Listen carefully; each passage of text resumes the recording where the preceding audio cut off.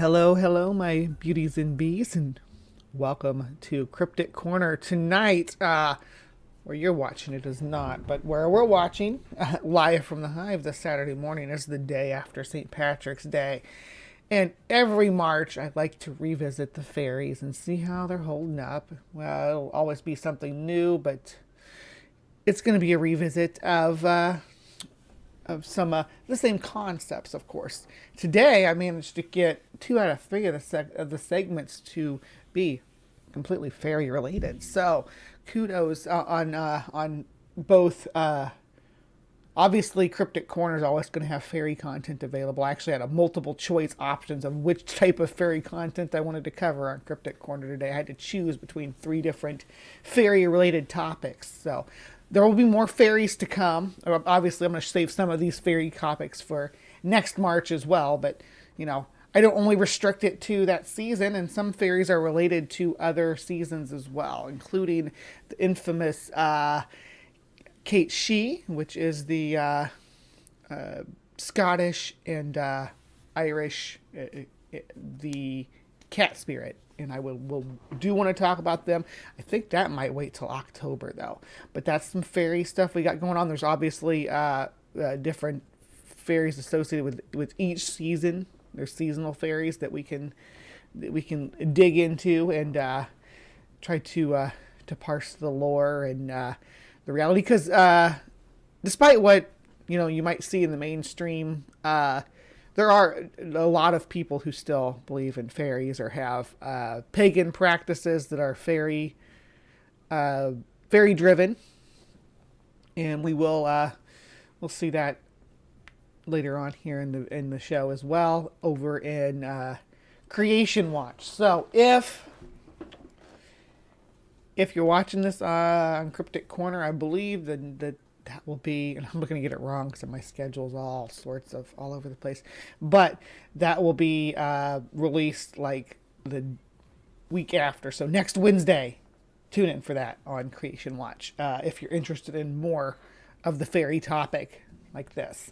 Okay, so let's get started. First and foremost, I just want to play this old classic and see if I can't get a strike for it. I don't know if I will or not, but if I do, I'll just cut it out and republish the Life in Hive. I don't ever do anything with. I'll just cut it out. It'll be fine if it gets a hit. I just like to share it because it's cute and funny, and it's just cultural, I guess. I love it. So here's an old classic St. Patrick's Day news report. Well, just in time for St. Patrick's Day, crowds are coming by the dozens to get an up-close view at what some... Hold on, you guys can't hear it. There we go. I had to turn them back off and turn them on again. What a silly morning I'm having. I got all my new... I got new videos in between everything. I spent a lot of time editing this week. Editing is therapeutic for my brain. So, is it picking it up now? Let me see. All right. Well, just in time for St. Patrick's Day, crowds are coming by the dozens to get an up-close view at what some say is a piece of Irish folklore. Some people in the Crichton area of Mobile say a leprechaun is taking up residence in their neighborhood. A leprechaun. NBC 15's Brian Johnson has more. Old classic. I mean, this is a classic, right? You all remember this. This is a good laugh. All these people had fun, really a lot of fun with this idea. I think ultimately it had to be an owl, but we'll follow and see. Bill's Crichton community, many of you bring binoculars, camcorders, even camera phones to take pictures. To me, it look like a leprechaun to me. All I gotta do is look up in the tree. Who else seen the leprechaun? Say yeah! See, it looks like they're just having fun with it, yeah. But witnesses say the leprechaun only comes out at night. If you shine a light in its direction, it suddenly disappears. This amateur sketch resembles what many of you say the leprechaun looks like. Others find it hard to believe and have come up with their own theories and explanations for the image. My theory is it's casting a shadow from the other limb. Could be a crackhead that got hold to the wrong stuff. She's my favorite one. It's like, yeah, probably some crackhead. Yes. That's a real possibility if it was a person. That's this is such a classic. Let's get to the leprechaun hunter guy in a second here. They told me to get up in a tree and play a leprechaun. We're going to get down to the bottom of this. Just get on there, guy. Don't be afraid. Don't be afraid, man. This guy helping to direct traffic says he's prepared for his encounter with the leprechaun. He's suited up from head to toe. This wars off spells right here. This is a special leprechaun flute, which has been Leprechaun passed flute. down thousands of years ago from my great-great-grandfather who was Irish. I just came to help out. Others just came to get lucky and hope. What a total badass. He's like, yeah, I'm going to be on the news. I'm going to put on I'm going to get my camo and my flute and go out and I'm going to be on the news as a leprechaun hunter. That guy is, yeah, he's my hero. A pot of gold may be buried under this tree. I'm gonna run a backhoe and uproot that tree. I want to know where to go. I want to go. He wants the gold. I don't blame him. Yeah, there's a pot of gold up under that tree, I think, and it's whose property is it? Yeah, let's do it. To go. I want to go. This is Brian. I think you can do that without disturbing the tree, though. Let's use like a metal detector first. Let's be careful about this. Don't just go tearing down the tree. Anyway, yeah. Johnson, NBC 15 News. People NBC will do 15. anything for a pot of gold. I mean, anything. You know what I like? I like the amateur sketch of the leprechaun. It Yeah, looks like somebody yeah. got a really good look at it and got that good drawing out Who there. did that? I want to know who sketched that. I don't know. Maybe Brian sketched it. Doodling. That was a good story. Well, just in time for St. Patrick's Day, crowds Oh. are coming by the dozen. It's gonna loop. All right, yeah. So that was that. I didn't get my stream ganked, so I'll call that a win. All right. So the next thing I want to talk about on the docket today is this thing. It's the Merrlyn Cryptid Museum, right? So this is bizarre, and we're gonna dig in. Are you guys ready? This gets weird. All right. They even have a Mothman. Do you guys want to? Where do you guys want to start? Oh my gosh, there's so many to pick from. There's vampire. We need fairies though. Let's start with anything labeled fairies. Here's a true fae. You want to have a look at the true fae? Let's see. Homo minimus Elatus, biped carnivore. It's a carnivore. And it looks, I guess, is this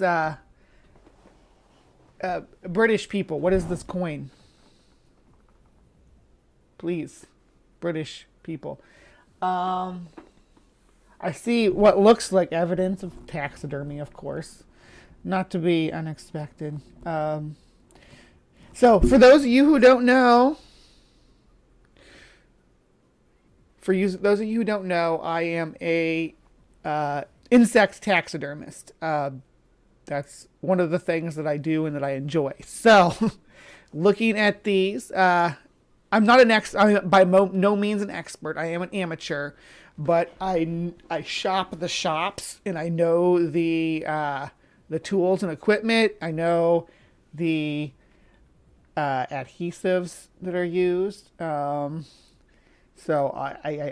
there's quite a few things that I can decipher about this, but I'm interested in how wide these ribs are for something that's supposed to be able to fly. These wings, assuming that they're scaled, because they are scaled, those are definitely butterfly wings. A 2p, a pound, a sterling, and that's the only British monetary name I know. It looks like a 10p. Okay, thanks guys. How big is a 2p? It's a 2p? Okay. Godseed says 2p. How do you say your name, AR? Can I just call you AR? I see you in here all the time, and I don't mean to avoid saying hi to you. I just don't know how to say hi to you. So you tell me how to say hi. It's a 2p. Okay. So anyway, assuming these are butterfly wings, this organism is going to be too heavy to be held aloft by these without like fairy magic, of course, which I guess we're assuming is a thing here. We're going to read about them too, but I want to look at the pictures first.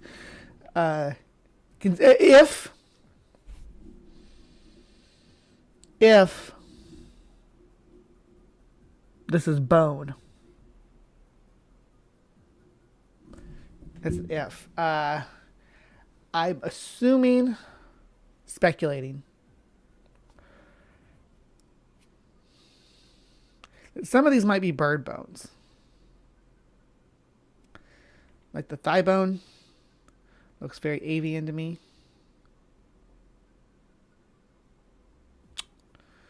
I also think some of them might be mouse bones, though. I think the skull is completely synthetic, though. I'm really looking at the skull, but I don't know. That bottom jaw looks pretty unique for something that's like pre-molded or pre-cast. But this, I'm assuming there's an artist behind this. Let's look to the next angle and see if it gives us any clues.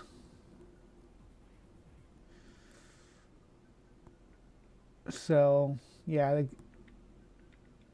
giving it the Alyoshenko treatment here, which is, if you haven't seen Alyoshenko's, the Russian, I mean, this is basically one of these, presumably, but I think the Alyoshenko is made from, there is a human fetus involved with that, whereas these are fabricated by an artist, I believe. The moth wings are not going to be identifiable. Unfortunately, we won't be able to tell much from them. Looks like they've been treated. They've been bleached and stained and maybe painted, but definitely bleached and stained to make them all monochrome. Like this is something really old.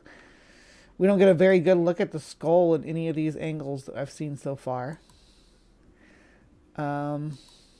Yeah, no good look at the skull, but let's read what they have to say about Homo minimus elatus. Okay.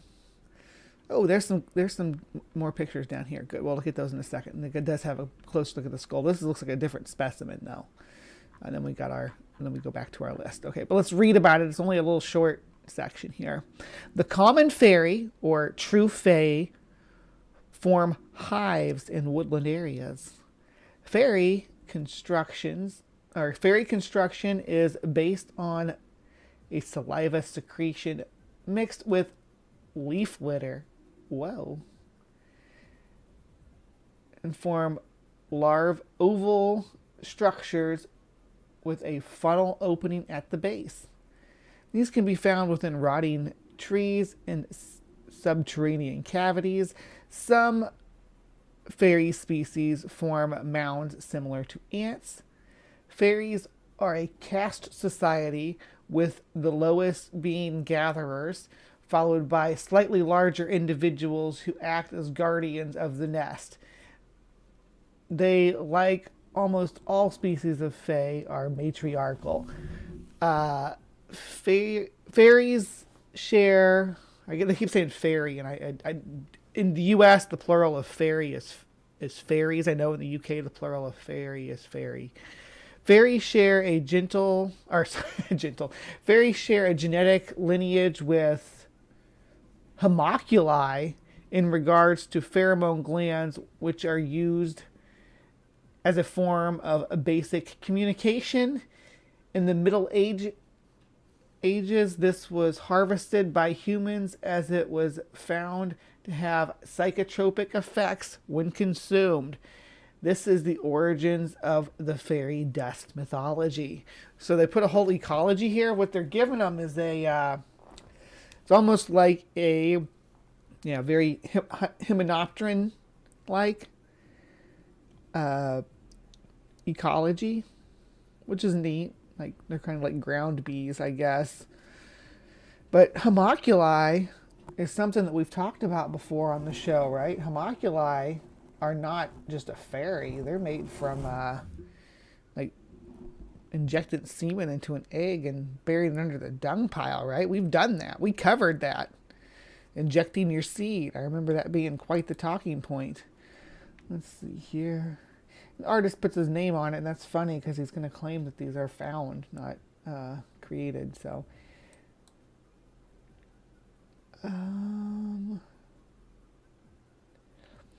there's a closer look at the skull, but I think we get an even closer look. Yes, here we go. Now this one's skull looks very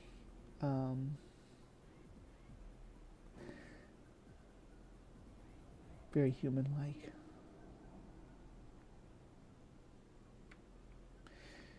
Why didn't he give it antennae? The ribs on this one are different too. They're less like rodent ribs. Less like bird ribs too. They're more like marmoset ribs. Did you make this out of a marmoset, my dude? I thought the eyes looked too small, but let me see something. I'm gonna.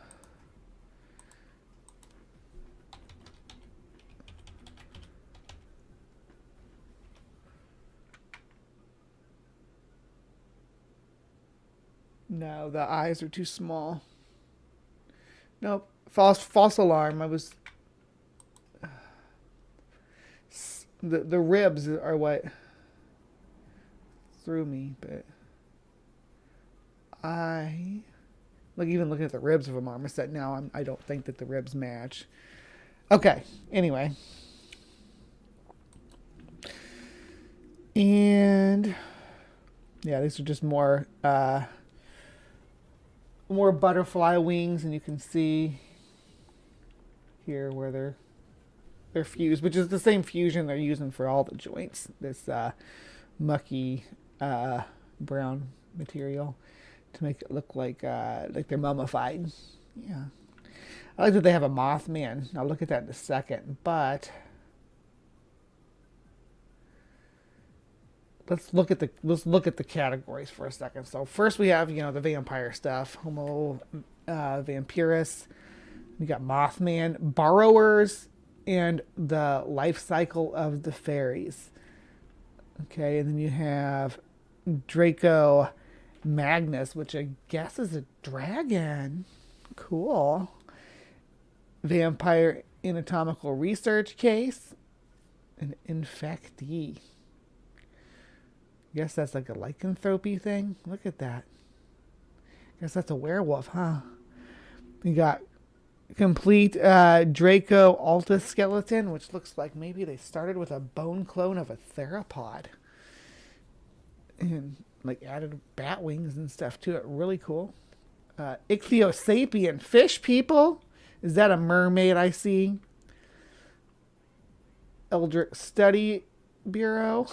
Looks like a Cthulhu type thing. Lycanthrope research. Draco research receptacle.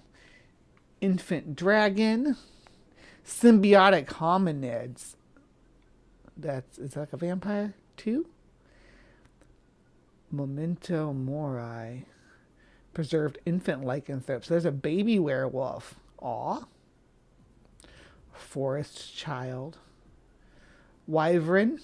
Nosferatu. See, it's got the little mouse fangs like Nosferatu does. You got the Yanni Maya artifact. That looks like a alien. So we got some aliens up in here. Little devil dude, another lycanthrope. Athenian mummified vampire child. A succubi. Look how the succubi's mouth opens. How is this thing supposed to seduce anybody? No, tell me. That comes through my window at night and says, hey, want to get it on? I'm saying no. No, ugly predator-mouthed thing. I don't want to fuck you. You're ugly. I'm just saying. How is this a seductress? How is this thing seducing anybody? I mean, come on. Come on, people. Mummified wings. As far as selling this, you might be able to do some is like art pieces, but trying to convince people they're real is ridiculous. But yes, the succubus. Oh wow, it only had like a little 2-paragraph blurb on fairies, and it has like a small novel on succubus. Tell me how that thing seduces people. But we're not here to talk about succubuses today. We're here to talk about fairies.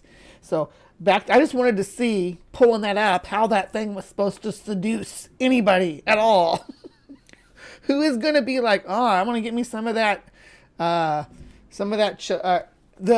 what they are, they're like mandibles, which is something that insects and like it's what a mantis has, which are cute when they're little tiny like that, but you make them huge and put they won't even be fangs, because mandibles don't have fangs. They're just chitin barbs, basically chitin barbs that crush and mash their food. So that also would be unsightly, and they get, obviously they can keep them clean. Anyway, so what are we going to do next? We got fairies on the docket. So as far as fairies go, we got elves, gnomes. Oh, homunculi are goblins in this world. Okay. True fae we already looked at. Nymphs, dryads, and elves are fairies. The monarch and her folly. I guess those look like fairies to me. A warrior fairy.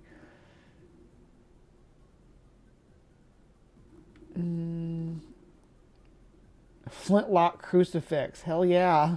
Look at that. Does that work on fairies? I would just watch a show that these props come from. A triceratops. Like, what the hell? Just a triceratops in here. Feathered dinosaur. Oh, I got a demon. You might come back here and do like dragons sometime too, or mythical beast. Lycanthroped. Necrotic manuscript. Expedition to the Elder City. Miniature wraith hunting case. Badass! Look at that!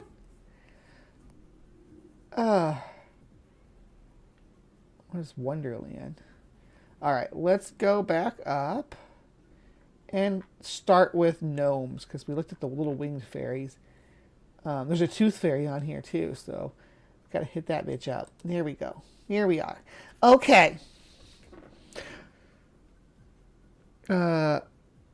Homo minimus dentata. Tooth fairy. Yeah, Homo minimus, I guess, is the word they're using for for the winged little fae.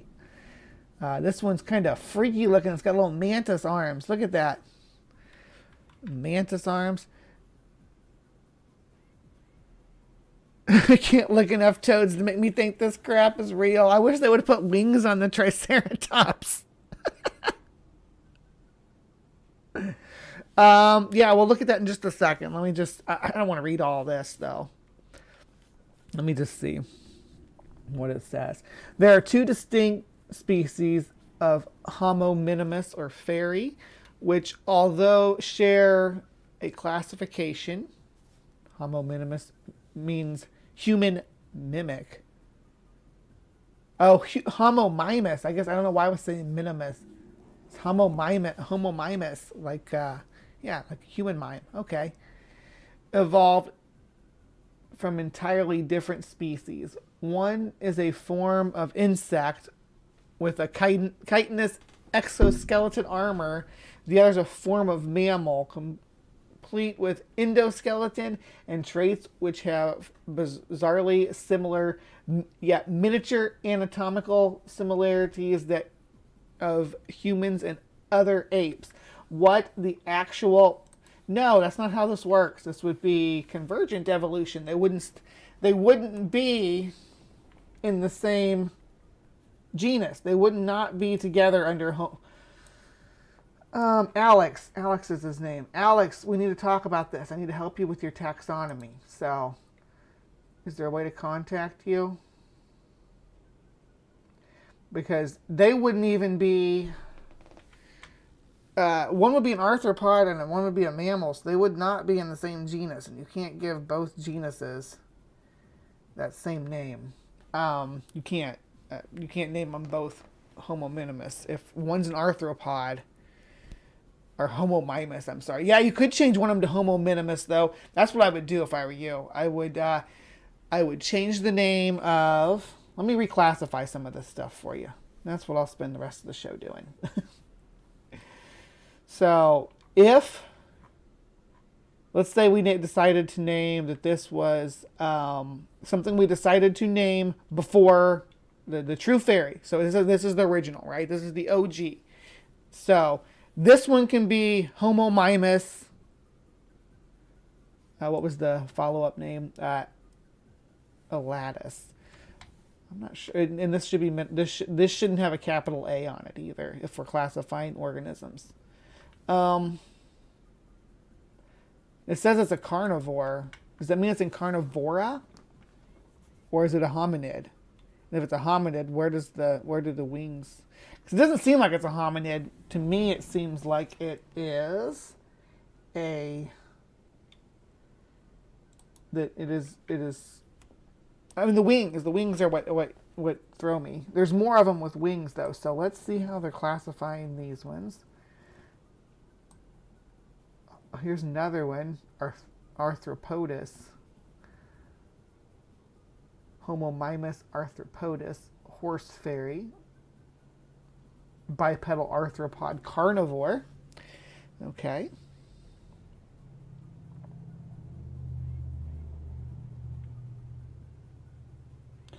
The horse fairy is part of the Homo minimu arthropod family. Arthropodus family. Yeah, it stands 6 inches. Until recently, we believed there were 2 separate species. These are mammalian.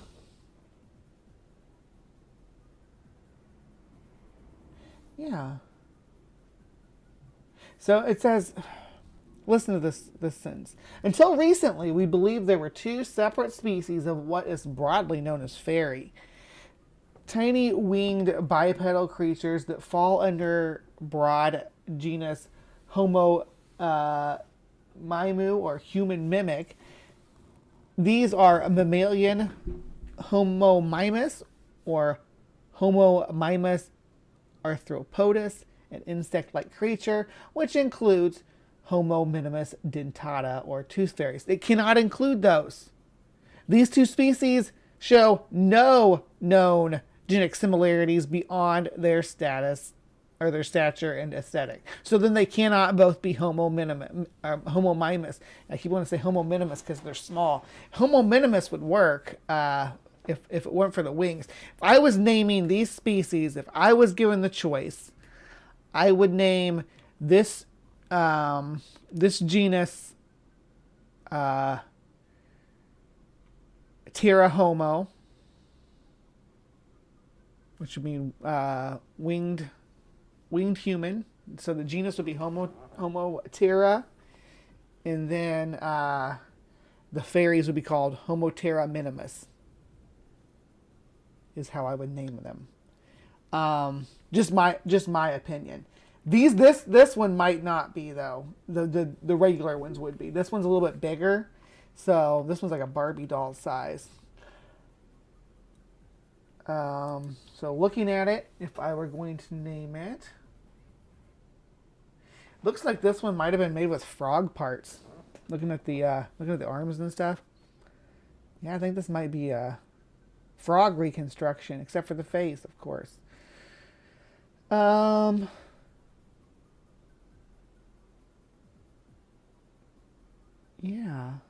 I guess that what I would do is name this after the discoverer. If I would call this one name this one after whoever discovered it. If I had who is Horst? Is Horst who discovered this? Okay, this case is very important. The specimen within were found in Boston, Massachusetts, while searching for Homo mimus dentata around 1862. Merrlyn was aware of some insect species of fairy had been introduced to the Americas. So this is one of the insect species. Okay, so this is not the true fae. then it would not, then it cannot be, yeah, it cannot be in Homo minimus. It has to be, so if, or Homo mimus, actually Homo mimus would be a more fitting name for the insect clade. So we're going to keep Homo mimus for the arthropod ones, and then we're going to, the tooth fairies and these ones, and then we're going to switch the true fairies to Terra Homo. Or Terra Homo mimus. Something like that. All right, there's a few more I wanted to look at before we move on. I do want to make sure that I don't run this show over past noon, because I want to have a time to go to take a potty break and maybe grab something to eat before I go into Gardens Happen. And again, that's here if you don't know, and I'm going to be over there talking about gardens and bugs and all kinds of stuff with our wonderful host. And we have been in contact about this. It's going to be great, so come check it out. Let me see here. Let's look at this borrowers thing. All right, so this one has kind of mocha wings. These wings have also been bleached, and I don't know if that's stained or painted on these ones, but yeah, it's another fairy with wings. And larva. Where's the larva at? I don't see any larvae. Are these larvae down here in the... Are these the larvae?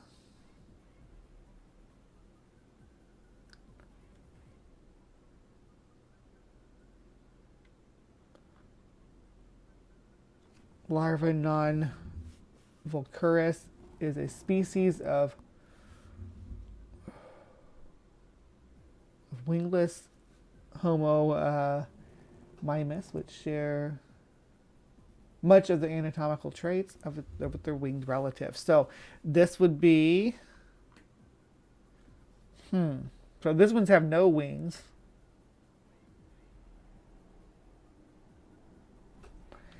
And the fairies have the wings. There's a lot of pictures of them all with wings up there. So these are just tiny humans then. Or tiny peoples. So Homo minimus would be great for these guys.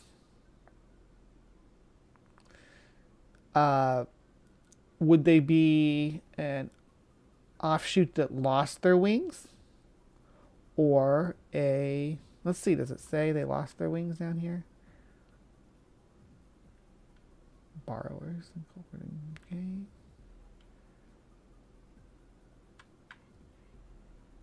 Do they have tails? The borrowers had tails, if I remember correctly, right?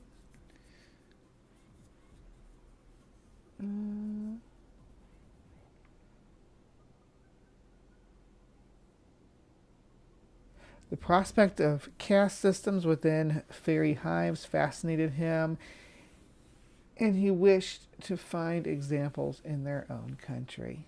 Okay. So... yeah. So here's the thing, too. If there were these lived in hives. So we find, like they talks about the burrows and things that these creatures are supposed to have. But those would leave traces, right? They'd be all over the place. Anyway, let's hear this gentleman go on his little thing about it, and then we'll probably move on with the show. You will find many bizarre stories when searching for the validation of the metaphysical and supernatural in this world. If you have some experience with this, you should be able to easily categorize them as obvious hoaxes and true reports of events that really happened. But what I'm going to present here falls under the third category of stories that are very difficult to wrap your head around. In 2014, very strange pictures and videos started circulating on the internet showing bodies of mythical creatures known to us. This will answer your questions too, GeoSam. Okay. Only from fairy tales and old legends. In 2016, mainstream media got interested in these bizarre-looking entities, and the whole world started wondering what it is that we're dealing with here. It quickly turned out that these pictures are showing only a small fraction of a huge collection of artifacts coming from a basement of a house in the middle of London that belonged to a strange man called Thomas Merrlyn. Before we continue, I want to ask you to sponsor this channel so that I can show you more of these stories. You can donate by using PayPal, Cash App, bank, or cryptocurrency transfer, or join Patreon or Subscribestar. You can schedule a donation. If you want to subscribe to a channel that talks about fairies, then I'm your girl right here. Don't worry about this guy. Subscribe to Bree, and I will talk about fairies to your heart's content for as long as possible. So if you are into this, don't subscribe to this guy's channel. Subscribe to mine.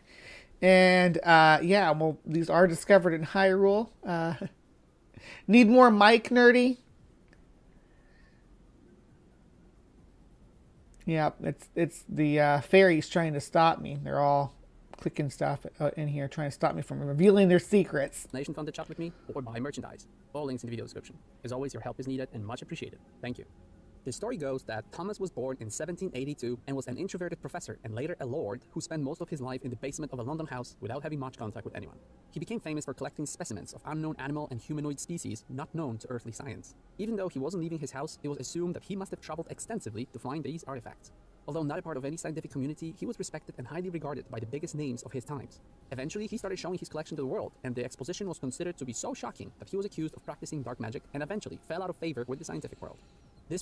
So he was world famous, and there should be some record of him, right? You'd think. Respected and ridiculed, he disappeared back into his basement and by the end of the century was presumed dead. That was until in 1942, a man who claimed to be Thomas and looking like him donated the very same house to a London orphanage under the condition that the basement was never to be unsealed by anyone. The man looked not older than 45 years old and claimed to be Thomas, yet he should have been at least 106 years old by then. It was the last... Ooh, he was immortal too.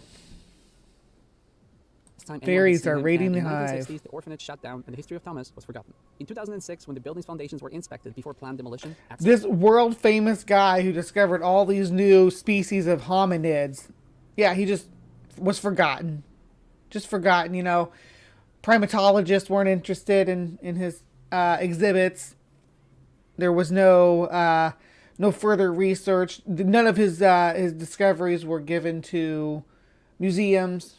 Okay, I'm with you so far. Evidently, behind two brick walls, the door to the basement was discovered. Inside, thousands of smaller and larger crates filled with specimens, artifacts, devices, paintings, and diaries were found. The reason this was a shocking discovery is that among the objects were bodies of goblins, elves, fairies, vampires, dragons, mermaids, and werewolves, never seen by anyone before. A trust was found so that the crates can be analyzed and described, and that was when a young man... Wait a second. Never seen before contradicts what you said just a minute ago. Never seen before would imply... I mean, in my understanding of what the implication is anyway, would imply that they were, I mean, he said he was world famous and he traveled and toured with these things. Now you're telling me they were never seen before. Make up your mind, narrator. Named Alex was hired. He is the one who showed this collection to the world a few years later. But this story is much more interesting, it would appear. It turned out that some of the skin cells from these creatures are more than 2,000 years old and were brought back to life from dormant state, but their DNA is unlike anything scientists have ever seen. Even more interestingly, Thomas's notes are filled with esoteric ideologies.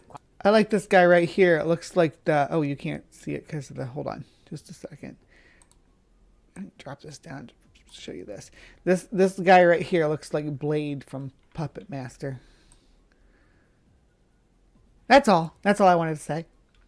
Quantum mechanics, time travel, DNA science, and things that no one should have known about 2 centuries ago. His drawings depict bodies of what we today call gray aliens. In fact, many of these objects look as if they were taken straight from a Hollywood prop archive. Thomas also mentions a sentient artifact called... Yeah, they kind of do, don't they? The alabast. It is described as a foot-long horn made of glass-like substance making sounds similar to human voice. This object might have something to do with the long lifespan of the crazy professor, but as it appears, it was never found in the collection. But that's not the end of all the strangeness. I've been interested in it for a few years. Ooh, a lost missing artifact too. Yeah. Now, and it seems that the story behind these elves and fairies changed recently. I have to rely on my memory here, but I remember seeing these pictures for the first time, and there are some things that I need to tell you about. But first, let's think if all of this is actually true, as any skeptical researcher would do, and let's look for any inconsistencies that would allow us to discredit the whole thing as a hoax. After all, this is a weird story that feels like it is almost impossible to be real, and the first thing that made me question it is that Thomas Merrlyn was born in the north of England in a town called Hellingshire. Because I live in the north of England, I can tell you that there is no Hellingshire. It's obviously a fake name. The interesting thing is that additional biographical elements appeared recently online, and I don't remember Life of Thomas being described in such detail. But it could be just my bad memory. Another thing that I noticed is that when I read about this discovery years ago, it was reported that there were actually thousands of crates, but if you read the report now, it talks only about hundreds with thousands of objects in them. Also, a lot of new connections to famous people were made that... How would they keep thousands of crates in the basement? Was like a warehouse basement? I was thinking like, yeah, dozens maybe, but hundreds still seems kind of excessive. Previously were not listed, as if someone was trying to validate this story. But the biggest change is what Thomas was doing throughout his life in the house, and that little detail is the reason why I'm making this video. When I read about this story years ago, it said that Thomas never left the house for almost 40 years, yet today we can read that Thomas was actually traveling around the world collecting these bodies. Why is that important? Because it feels like new elements were added to the story that would discredit it or make it look like a cheaply concocted hoax. This is a very common method used by government agencies, and if you want to learn how it works, read about the Roswell UFO crash and the weather balloon theory. It's always the same method So guys, it's a psyop is what it is. It's a psyop that's telling us that these are fake. They're real, and then the psyop is that they're fake. Keep up. An incredibly complex explanation is brushed off and replaced by a ridiculously naive and primitive debunking attempt and is quickly picked up and spread by media. It feels like this is one of these cases because if you look up anything on these London artifacts, you'll find plenty of articles dismissing and ridiculing the whole thing. But I remember reading about the exact number of items that allowed me to multiply 40 years of Thomas living in the basement and the number of objects that were found. There's the mermaid. I don't remember the exact numbers. I remember that it amounted to him working day and night creating an object every 5 days. Yet I can't find this information anymore for some reason. He would have had to work day and night for 40 years to produce just the specimens. Right, but you never saw all the specimens, each different specimen, right? You're going off a memory of a article you read years ago when this stuff was first released, right? You're not, and this is recently that this is why this came back into my feed. I remember this being a joke, and people still use these images, right? But I remember this being a joke in like when I was doing moderating on Unexplained Mysteries forums. And these were just like a running joke that people would come in believing in these. Not to mention all the drawings, paintings, descriptions, devices, and all other objects that were also found in the basement. So that theory makes absolutely no sense. Keep in mind, we're talking about 18th century technology and tools. Now, the interesting thing is that I remember clearly that he described in the note. Are we though? Are we talking about 18th century tools? His interdimensional travels and how he was collecting these artifacts in the extraterrestrial realms. This information is also nowhere to be found now.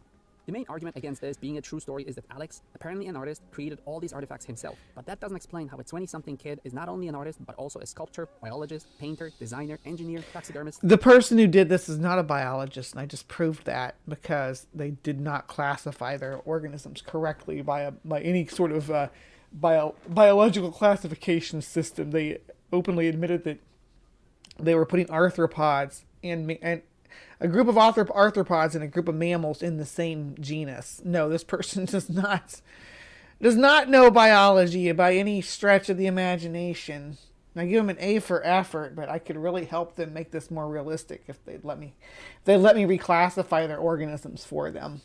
I could even get Ben, student Dr. Ben, in on it because things like lycanthropy and vampirism, he could help you better categorize them as to fit with the mythology and what we know about it now, so you could actually build a realistic fable behind it that matches with some medical knowledge. Or let me do this with the bugs and stuff and the fairies, classify the organisms. I think I would do a better job than Alex. But Alex is a great artist, but not a good biologist. And a skilled craftsman who, despite his young age, in a fairly short period of time, was capable of creating hundreds of realistically looking animal bodies, skeletons, drawings, and devices. Realistically looking is another stretch. And I don't know necessarily if the sculptor is the same person drawing them. I'm not saying that it's not. This person could have both drawing and sculpting skills. That would be amazing. I can draw pretty decent, and like I said, I do taxidermy too. I don't do taxidermy anywhere near this level. There's a guy who taxidermies just insects to look like real, like fairies and stuff. And he's open about that. This is taxidermy though. He doesn't try to sell it as real like this artist is doing here. These bodies are too detailed and too small sometimes to be fake, especially that their faces show emotions, and in some cases you can observe visible rigor mortis. Too small to be fake. Have you ever seen the grain of rice artist that do paintings on grains of rice?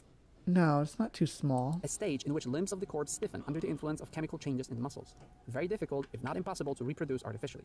I've seen a lot of hoaxes, but if this story is not real, in my opinion, this has to be the biggest and most elaborate fakery in human history that must have involved huge teams of highly skilled... No, it's just Fiji mermaid stuff. There's nothing... It's just regular taxidermy and artificial mummification methods. People to pull it off. The question is also, why all the effort? Because despite the name Merrlyn Cryptid Museum, there is no actual museum open to public that could somehow justify the time, money, and energy required to create thousands of these artifacts visible in the pictures. It seems like there isn't anyone who would benefit from it. And I was able to confirm that, in fact, there was a boys' orphanage in London that... Is that a smoking tool? Is this the carburetor? I think it's like a lap tube thing. This is a baby werewolf, right? ...shut down in the 60s. We also need to take into account another story that talks about a 6-inch alien body found in a tree, very similar to the ones discovered in the basement. That finding was so important that there was even a documentary made about it called Ada doesn't have a nose or teeth. The question was DNA tested, X-rayed, and CT scanned, and was proven to be in fact extraterrestrial. In that case, no. also a very similar primitive... Did you hear what he just said? Ada was proven as a fact to be extraterrestrial. Ada is a fact, in fact, extraterrestrial. Scientifically. Where the heck do you get this information, dude? Misinformation campaign was launched trying to explain that artifact to be a skeleton of a human. An adult 6-inch human. Yes. No, it's not an adult 6-inch human. The skull is not fused. It's a fetus. It's a fetus with birth defects that didn't survive. Yeah, it was yeah, that's it. That's all. Whole story. Start to end. We did a whole thing on it. If you want to check it out, I will have it pop up here. Like a link thing to it. So go check that out. If you want to see Ada. In one of my previous videos called Lies Under Your Feet, I talk about a map from 434 years ago that shows all of these creatures actually to exist. Watch that video if you want to learn more. Also, most of the viewers of this channel understand that there are other dimensions, and even FBI and CIA confirmed their existence in their documents, and I did make a video about that too. We also need that document didn't say anything about these types of fairy. That document said... Where was it? In their documents, and I did make a video. That document's talking about machine elves, which are the things you see when you're tripping on DMT. We also did a stream on that. Also, see link above when you're watching this on Cryptic Corner. I'll make sure I remember. But yeah, linked up there. And we talked about Alia Shanka earlier, and I'll link that one up there too. So yes, we're just rehashing a whole bunch of stuff that you're just linking together with this artist's work to help bolster your narrative. However, those are all fake too, or not what you're claiming they are. We also need to remember that psychonauts and people who come back from the spiritual world after near-death experiences confirm the existence of other realities that are inhabited by completely different organisms than we find. But they would not leave physical remains in our world, right? Right? If they're psychonauts are seeing them in the spirit world, they wouldn't leave bodies behind on Earth. If these artifacts are real and the story surrounding them is true, the implications for our science are enormous. That's pretty cool dinosaur skull, though. That is awesome. This seemingly unbelievable story, it is likely that Professor Thomas Theodore Merrlyn actually knew a method of traveling between dimensions.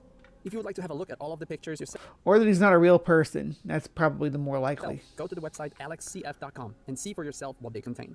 alexcf.com. Bring you more of these findings so once and for all we can understand what the nature of our reality is. If you want to help me with this, please sponsor this channel by donating or by joining one of the subscription services. If you want to talk about this, schedule a chat with me or buy merchandise. All links in the video description. Thank you. Don't forget to subscribe and follow.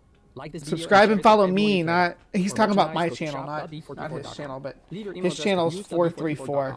Visit the website of the artist and the musician I featured here. For more. Yeah. The artist you featured here, that's no joke. But yes, this is the channel 434. But yeah.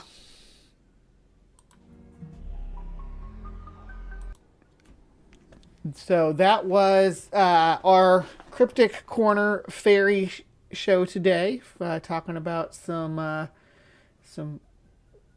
pieces of art that people are still trying to convince us are real, even though they're obviously pieces of art, taxidermy art that's not badly done, that's well done.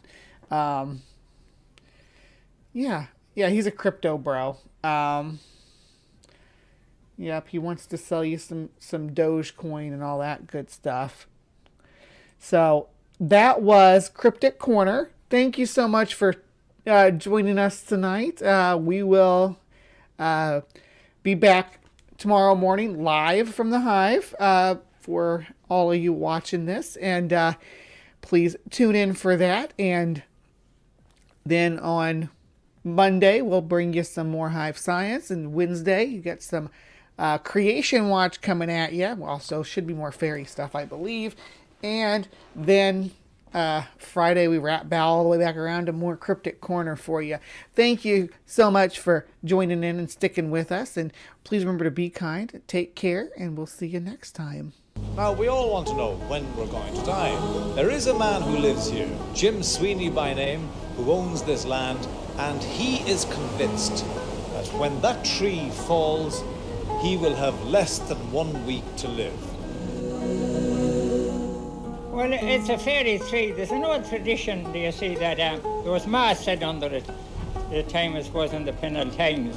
And I wanted to keep it up and that, but I had another bigger reason for keeping it up. There was 6 families of Sweeneys in this place, and there's an old tradition that when the bush would fall, the last of them would die. Well, I happen to be the last member now of the family, and I could be 14 or 20, and if the bush fell, I'd be dead in a week, and because I took no chances.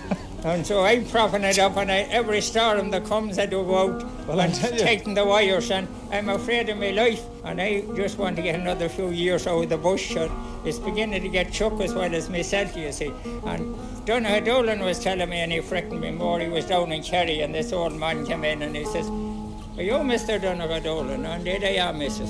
And tell me that Sweeney man up in Longford, did that bush fall till he die? Oh, God, he says, he'd be dead now. Well, God help the poor man, he says. How does he sleep for a while night? Wouldn't he be better dead nor suffering agony, expecting every morning to go, and he had only a week to live? Says he has it well propped. It doesn't matter what he has done, or if the spell is on it, it'll fall. And my God, that's the end of him. You'll get the man out in Africa, the wildest part of Africa, he never heard tell a god of anything. But if it's only something in a river, a crocodile or a wooden image, he thinks there's something about himself. Yeah. We all have an instinct. I don't know, I never get away, but I always think when I'm out at night and special places that, well, there could be people that we don't know, so we don't know. Fairies? Where do we go when we die? Maybe we're back here in this earth going around the harvest. Couldn't we be turned into fairies? Do you really believe there are fairies under the tree now, Jim? One of my ancestors came out one night, down the fields, he had a cow here, expecting her to calve, and he got up, and just between the lights in the summertime, he seen a piper playing and a whole lot of men dancing around that tree. Now, I came out myself one night and I thought I heard the voice calling me, but I didn't go back, because they say if you stood and went back to them, you'd never get away. They put a spell on you, and you'd be there for the rest of your life. But there is a way that you could solve that problem, and that is if you decided to take unto yourself a wife and procreate it, as you might say. Sure, the only thing you can do so is still do it. Well, are you going to? Well, I don't know, but sure, I says, Oliver Goldsmith, I still have hopes my latest hours to crown amid the marriage bliss I'd lie down, maybe, I don't know. But sure, you could never know what happened. Sure, the fairies might work something for me. Oh God, sure, they could keep me young. They could keep you young. Sure, what age are you now? Oh no, I'm not answering you that one, because I'm still on the lookout. I'm a bachelor. I cut off the heavy bits to keep it not to be over top heavy, because I want to preserve it as long as I can. I don't want to prepare to go now any of these days anyway. I don't want to go even if the weather is bad itself. And what's the worst kind of weather, Jim, now? A storm. A storm? Oh, a storm to blow it down. It's a bit snowy. Were you worried now last night? Well, no, I worried more of that storm or wind when it comes. Supposing you came down one morning now, Jim, and you found that part of the tree was down, what'll you do? What can I do when I see the priest and go to confession? You know, the time is getting short. Is that right? Did you ever think of bringing any of the local politicians down here now to stand under it? No. You know, they could exercise it, you know. Well, it fell on them, maybe we get rid of some of them, you know. Well, come on and we'll have a look at the tree. No, it looks solid enough. Like, I don't think that'll come down too easily. What, don't knock it down on top of me height? What? What, you knock the whole thing down? Oh, sorry. God, you're down. I couldn't hardly shake it. Did you feel I don't want it to fall for long. Did you feel a slight tremor?